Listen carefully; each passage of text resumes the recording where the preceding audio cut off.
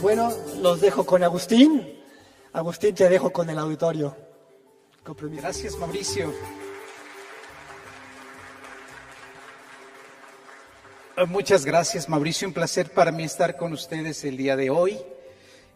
Quiero agradecer a Soma por la invitación y el día que la doctora Elisa Otero me invitó para participar en este evento, lo primero que sentí fueron ganas de decirle, ¿qué creen que le quería decir?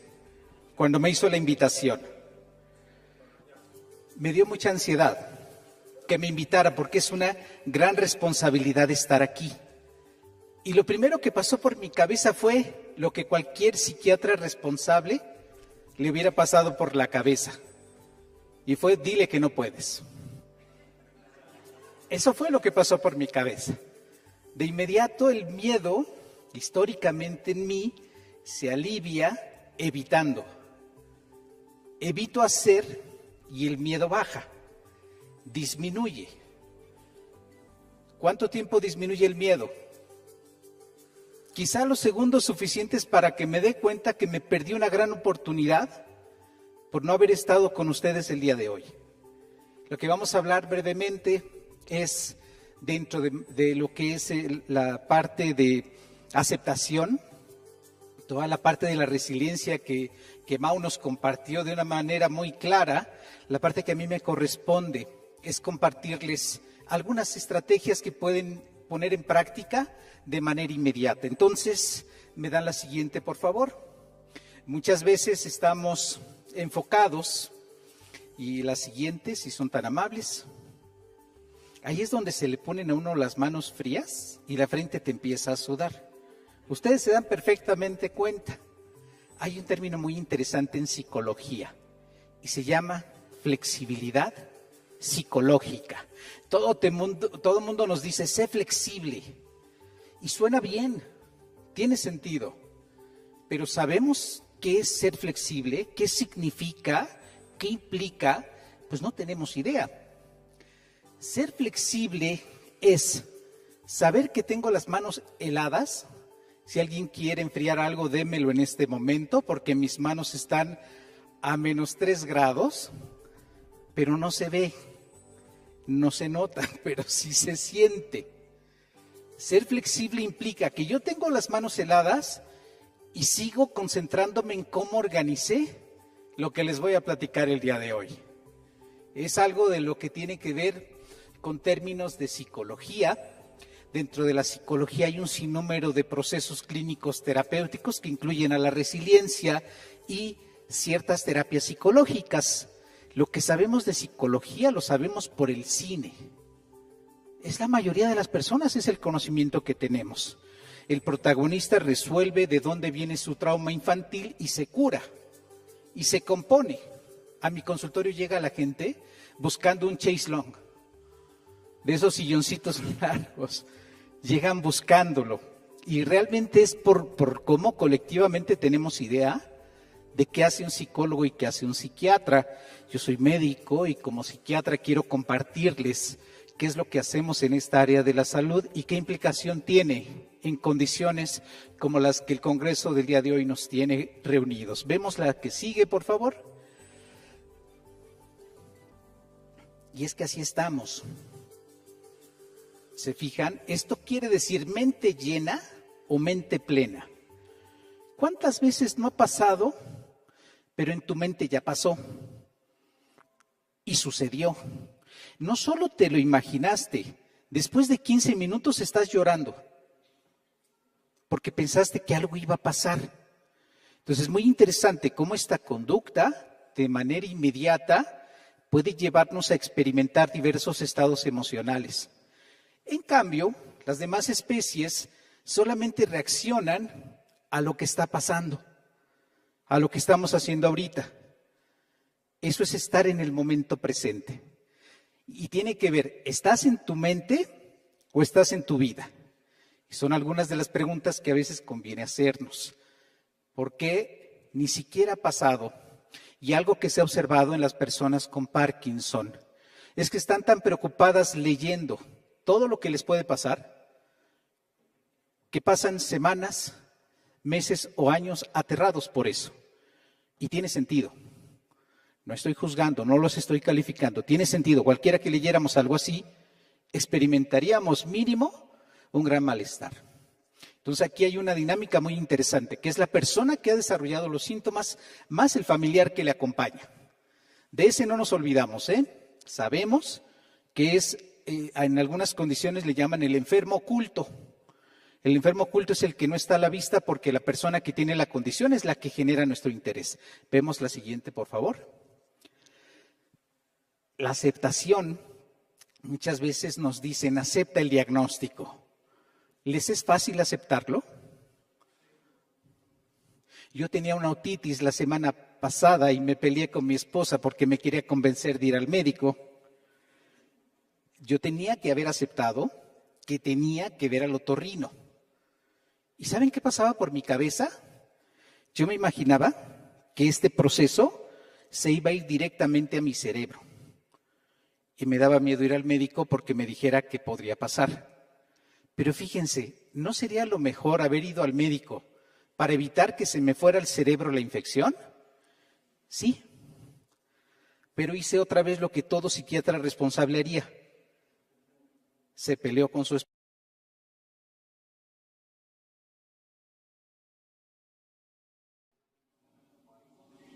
Creo que este funciona también. ¿Hola? ¿Sí se oye? Buenísimo. Y fíjense que la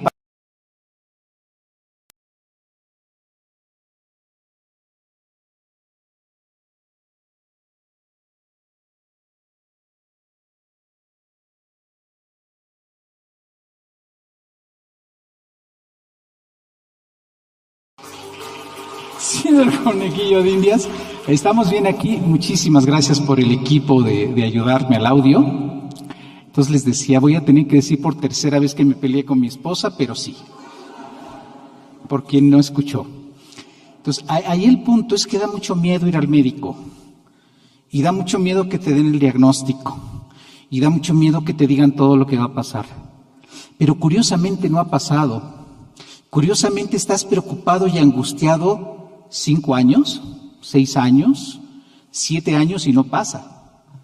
Entonces la mente puede sufrir sin que las cosas ocurran por el solo hecho de pensarlo. ¿Vemos la siguiente? Aceptar implicaría identificar que en la vida hay cosas que podemos controlar y otras que están completamente fuera de nuestro alcance. Las que están fuera de nuestro alcance son aquellas que dependen de otras situaciones y personas. Pero, ¿qué sí puedes controlar?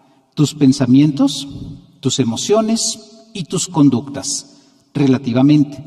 Entonces, cuando alguien va a terapia para que su mamá mejore o para que su esposa se componga o para que su hijo cambie, pues está cometiendo un error. Porque quien tiene que cambiar es uno, no la otra persona. Entonces, aceptar es un proceso que empieza por tener eso claro. La siguiente, por favor. La aceptación no significa que nos guste lo que ocurre. Aceptar en el modelo clínico de terapia contextual, conocido como terapia de aceptación y compromiso, aceptar implica identificar que estas situaciones están ocurriendo y no es que me tengan que agradar. Entonces, eso es una parte fundamental. No es que te guste lo que te ocurre.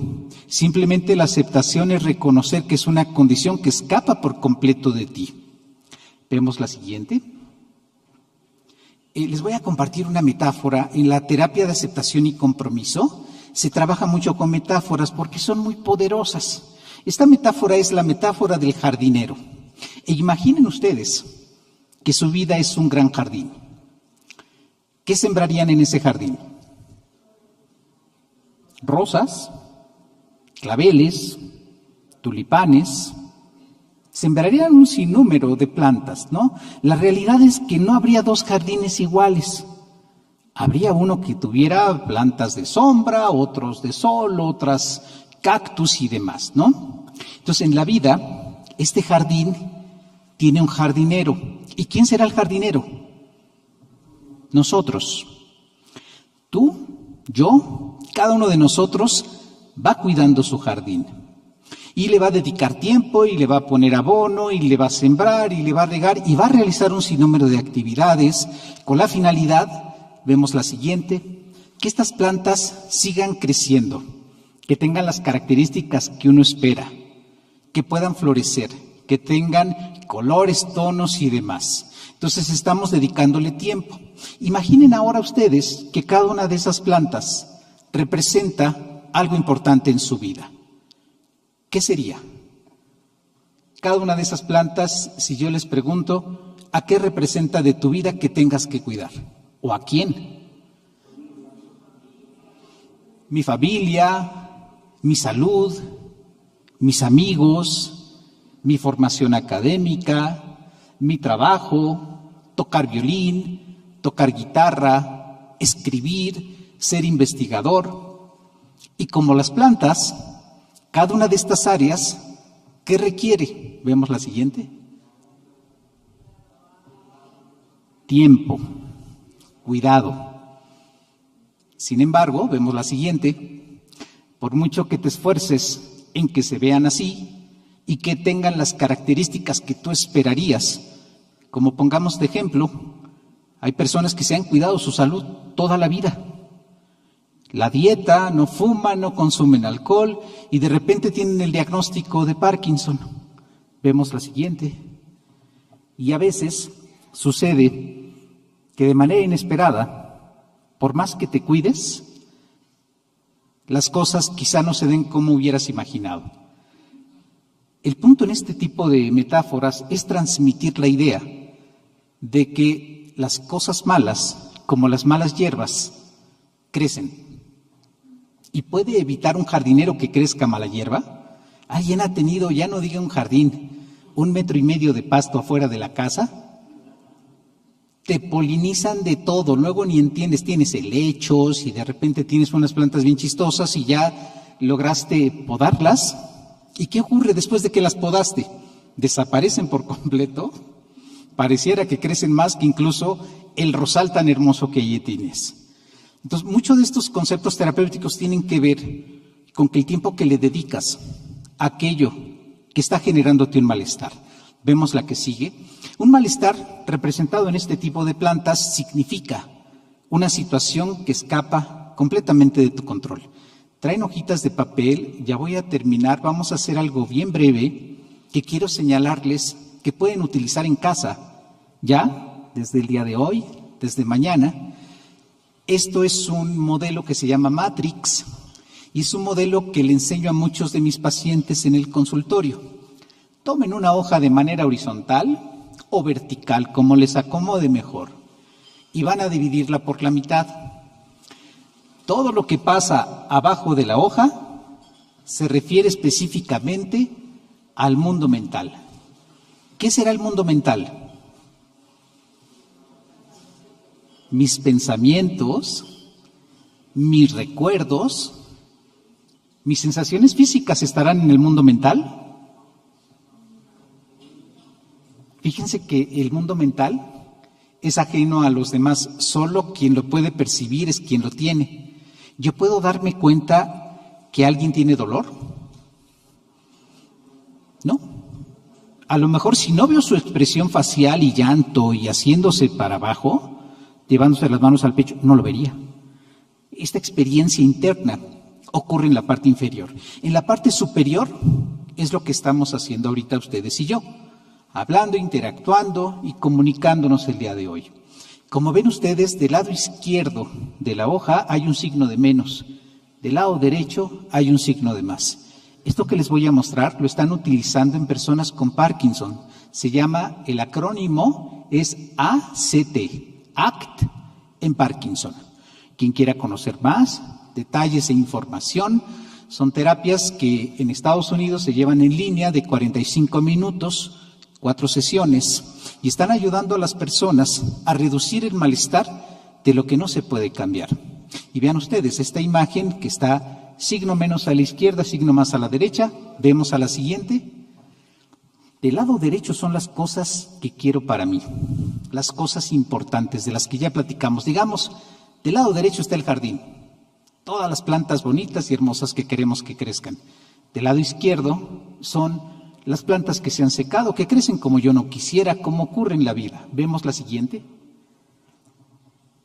El único que se da cuenta que las cosas están pasando en el mundo mental o en el exterior soy yo. Nadie más. Yo soy el único que se da cuenta.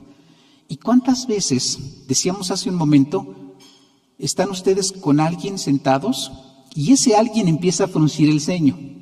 ¿Se han visto? Y tú volteas a ver a esta persona y le dices, ¿qué estás pensando? Porque hasta antes, unos segundos antes, estaba sonriendo, viendo la televisión contigo y empieza a tener estos cambios físicos. Esos están expuestos al exterior y nos pueden ayudar a identificar. Seguramente pasó algo por su mente. Vamos a ver la siguiente. Esta dinámica del modelo funciona de la siguiente manera. En el cuadrante inferior izquierdo es lo que no quiero pensar y lo que no quiero sentir. Ahí pueden poner cualquiera de las situaciones que están viviendo con el Parkinson. Cualquiera. Dolor, problemas de marcha, que mi vida se está limitando, tristeza, ansiedad, preocupación, lo que quieran. Y fíjense cómo funciona el modelo. En el cuadrante superior izquierdo es ¿qué hago cuando aparece lo que no quiero pensar y lo que no quiero sentir? Vamos a poner mi ejemplo. Yo tenía dolor en el oído, cuadrante inferior izquierdo, solamente yo me daba cuenta del dolor y las acciones que yo realicé para aliviar mi dolor fueron las siguientes: tomarme todas las pastillas que me encontré, tomarme más de 2 o 3 esteroides empezando a pensar que esto me iba a aliviar, fui a comprar unas gotas de las que me acordé. Ya saben que los psiquiatras, esto de la medicina está como de repente alejado, dirá mi querida Silvia, de nosotros, y hice de todo. Entonces, ¿cuáles fueron las conductas de Agustín cuando le dolió el oído, cuadrante inferior izquierdo? Fueron esas. Me sirvieron por unos cuantos segundos, quizá por unos cuantos minutos, pero también hice otras cosas. Me aislé de mi familia, me quedé callado, no respondí llamadas, no respondí mensajes, y eso, cuando ponemos el jardín en perspectiva, me aleja del valor familia que a mí me interesa profesar, del ejemplo que yo quiero dar a mis hijas cuando tengan una adversidad. ¿Con qué cara les voy a decir que cuando tengan una adversidad tomen las cosas con calma? El punto es que todo lo que yo empecé a hacer genera un alivio momentáneo, como ocurre con la tristeza. Cuando tú estás triste haces cosas, cuando estás angustiado también. El tema es que ya después que hice yo todo eso, no me alivió el dolor incrementó en forma considerable e hice por ahí de las 11 de la noche lo que ella me había recomendado. Muchas veces hacemos solo lo que la mente nos dice o lo que creemos mentalmente que es lo correcto. Aquí les van a hablar de una serie de estrategias y habilidades que no esperen estar de acuerdo con su médico. Y me explico. Igual yo no estaba de acuerdo con mi esposa en que tenía que ir al médico. No estaba de acuerdo. Pero como ocurre muchas veces, el 90% de las ocasiones le hago caso, aunque no quiero hacerle caso. Y le hago caso. Eso es flexibilidad psicológica. Yo sé que me rechoca que me diga, Agustín, vamos al médico. Y entre más me decía, más mal me caía. Pero generalmente, en mi experiencia, lo que me dice lo hago. Pagaste la luz, se imaginarán, lo hago de inmediato. Porque si no lo hago así, nos cortan la luz, seguramente. Entonces el punto es, no hagan necesariamente lo que su mente les dice. Si sus médicos le dicen, estas son las dosis, esta es la terapia, enójense con su médico, digan, es de lo peor, no le voy a hacer caso, pero háganlo. Esto quiere decir que la mente no es capaz de tomar decisiones por ti.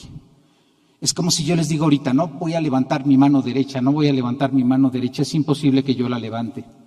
Y esto no está sujeto a mi mente, está sujeto a lo que yo decida hacer o no con mi cuerpo, con mi mano, con mi brazo. Entonces, muchas personas que dicen, no lo pienses porque lo atraes. Eso es psicología falsa, no existe, no lo atraes, no atraes nada. Créanme que yo hasta recé porque se me quitara el dolor de oído. Imagínense para cómo estaba la cosa. Y no se quitó, no se alivió. Entonces, no importa cuánto lo piensen, tiene que ver con tus actos. Entonces, la idea es vivir del lado derecho del esquema. Y yo que debía haber hecho al primer molestia de dolor, que me dio al mediodía, lo que un psiquiatra hubiera hecho responsable, ir al médico, sacar una cita, ir de inmediato. No se tarden ustedes cuando vean cualquier situación en su enfermedad, tanto tiempo como me tardé yo con mi oído. Pues es un placer para mí y un gran honor estar y haber estado aquí con ustedes. Muchas gracias.